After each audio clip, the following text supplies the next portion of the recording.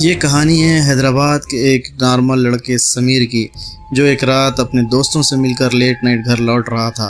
रात के करीब 2 बज रहे थे। समीर एक शॉर्टकट लेने का फैसला करता है, एक पुरानी गली जहां लोग कहते थे अजीब आवाज़ें आती है।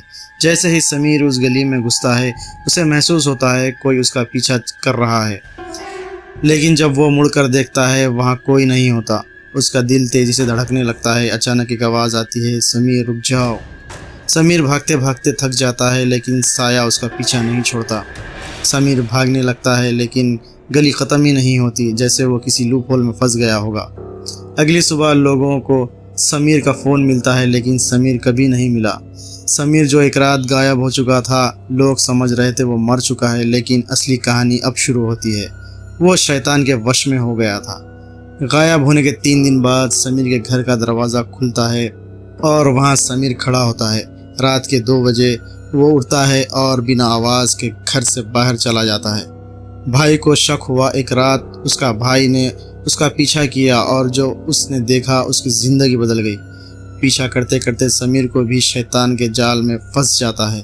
अचानक समीर मुड़ता है और उसकी आंखें पूरी काली हो जाती है, जैसे उसके अंदर कोई और रह रहा हो।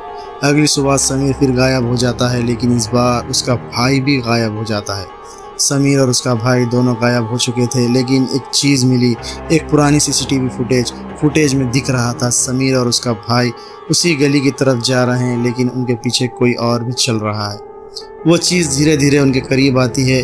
उसका शेप बदल रहा था, जैसे वो इंसान बनने की कोशिश कर रहा हो। वह आत्मा दोनों भाइयों के पीछे इस तरह पड़ जाती है जैसे कि उन्हें उनकी दुनिया में ले जाए। समीर भागने की कोशिश करता है, लेकिन वो लूप होल में फंस जाता है। आत्मा धीरे धीरे एक इंसान की शक्ल में बदल जाती है। अब वो आत्मा पूरी तरह से समीर को अपने वश में करना चाहती है और उसको परेशान करने लगती है। समीर और उसका भाई दोनों पूरी तरह से शैतान की दुनिया में चले जाते हैं। वो सिर्फ उनकी परछाई दिखती है। पुलिस ने जब फुटेज चेक किया तो एक अजीब बात सामने आई। वो सीसीटीवी कैमरा 10 साल से बंद था। सीसीटीवी में जो दिखा उसे देखकर पुलिस भी दंग रह गए, मानो कोई सपना हो। आज भी हैदराबाद की उस गली में रात के 2 बजे 3 लोग चलते हुए दिखते हैं और अचानक गायब हो जाते हैं। आज भी वो गली किसी न किसी का इंतज़ार कर रही है। वहाँ से किसी न किसी की रोने की आवाज़ आती है और पुकारने की आवाज़ आती है।